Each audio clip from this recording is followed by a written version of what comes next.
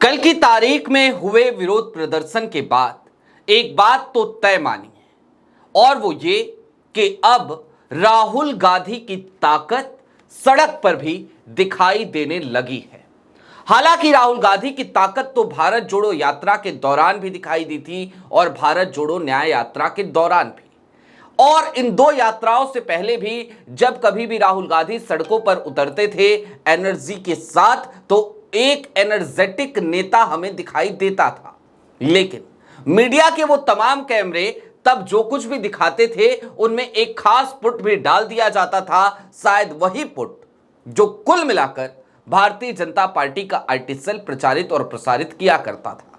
लेकिन आज की तारीख में स्थितियां बदल गई हैं। स्थितियां इतनी बदली हैं कि अब राहुल गांधी के साथ समूचा इंडिया गठबंधन कल की तारीख में एक आवाज पर सड़कों पर उतर जाता है।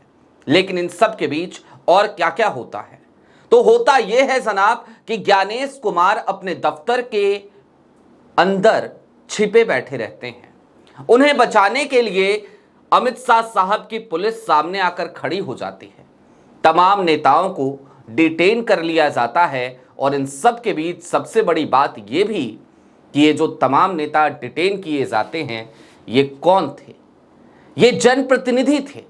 ये तमाम नेता सांसद थे, 300 सांसद लोकसभा और राज्यसभा दोनों को मिलाकर। ऐसे में आज की तारीख में एक छोटा सा विश्लेषण करने की जरूरत है और आज बात न्यायपालिका की भी करनी जरूरी है, क्योंकि आज एक बार फिर कोर्ट सजेगी।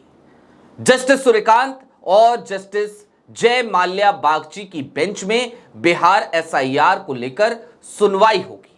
लिहाजा आज क्या हो सकता है और उससे भी ज्यादा जरूरी ये कि कल की तारीख में जो कुछ हुआ उससे क्या मैसेज देश में गया है, सारी बातें जरा विस्तार से करेंगे। नमस्कार, मैं स्वप्निल और आप युगचरण न्यूज देख रहे हैं। आगे बढ़ने से पहले वही छोटी सी अपील, चैनल पे नए हो तो सब्सक्राइब कर लीजिए। काफी लंबे वक्त के बाद आपसे हमारी मुलाकात एक बार फिर युगचरण पर हो रही है। यह मुलाकात का सिलसिला लगातार जारी रहेगा। आगे बढ़ते हैं और अब जरा उन तमाम तथ्यों की तरफ चलते हैं जो बीते कुछ दिनों में हमने देखे हैं।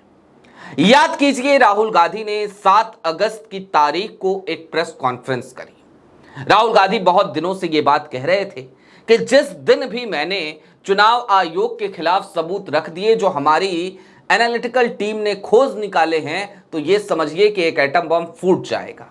7 अगस्त की तारीख आई, राहुल गांधी ने वाकई में एटम बम फोड़ दिया।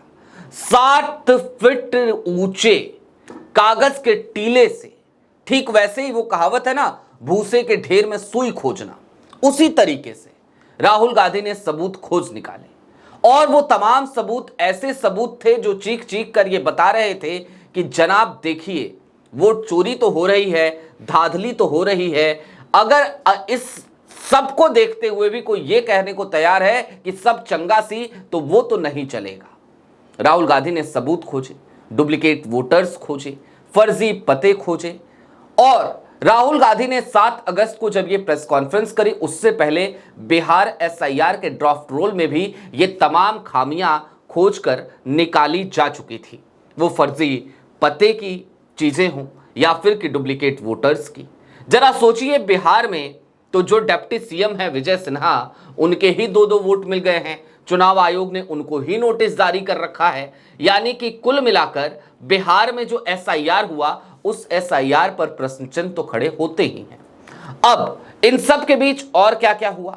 7 अगस्त की तारीख को राहुल गांधी जब प्रेस कॉन्फ्रेंस कर ही रहे थे, उसी बीच चीफ इलेक्टोरल ऑफिसर कर्नाटका ने एक नोटिस जारी कर दिया और नोटिस जारी करते हुए राहुल गांधी से वो शपथ पत्र मांगने लगे। हालांकि पूर्व मुख्य चुनाव आयुक्त ओपी रावत अब तक कई चैनलों से बात कर चुके हैं, कई मीडिया इदारों से बात कर चुके हैं और उन्होंने सीधे तौर पे कहा है कि जो जानकारी राहुल गांधी ने साझा करी है, ऐसे में इसकी जांच के लिए किसी भी तरीके के शपथ पत्र की जरूरत नहीं है। ना ही कहीं आपको कोई नियम कायदा कानून इसलिए मजबूर करता है।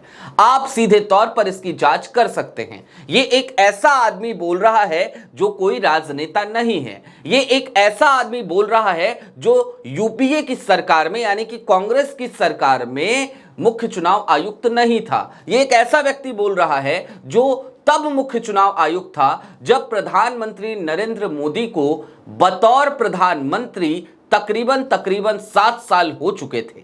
जरा सोचिए, यदि उस व्यक्ति की बात भी अगर आज की तारीख में हम इस वजह से खारिज कर दें कि उसने सत्ता विरोध में बोला है, तो फिर इसे किस तरीके से देखा जाए, ये तो ठीक नहीं होगा, उचित नहीं होगा। लेकिन अब ओपी रावत क्या कह रहे हैं? वो ओपी रावत कह रहे हैं चुनाव आयोग अभी तक हर बार फैक्ट चेक करने में लगा है। उसके फैक्ट चेक की जो मशीन है, ऐसा लगता है उसमें कोई प्रॉम्प्ट दे दिया गया है या फिर कि एक सीधी साधी से स्क्रिप्ट लिख दी गई है। विपक्षी दल कुछ भी ट्वीट करे, उसका सिर्फ एक ही फैक्ट चेक हो रहा है। फैक्ट चेक ये कि ये मिसलीडिंग है, और इसके साथ ही साथ ये नोट भी कि हमने कहा है शपथ पत्र पे दो, ये शपथ पत्र पे देने को तैयार नहीं है। लेकिन सवाल ये है कि शपथ पत्र पे कोई व्यक्ति आपको क्यों लिख कर दे? आपकी सूची है, आपका डेटा है।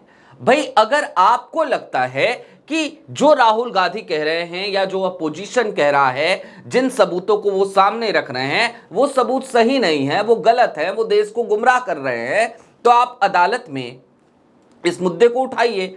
आप उन तमाम लोगों को कोर्ट के कटघरे तक खींच लाइए। आप ताकतवर हैं भाई, आप चुनाव आयोग हैं, लेकिन आप वो भी करने को तैयार नहीं।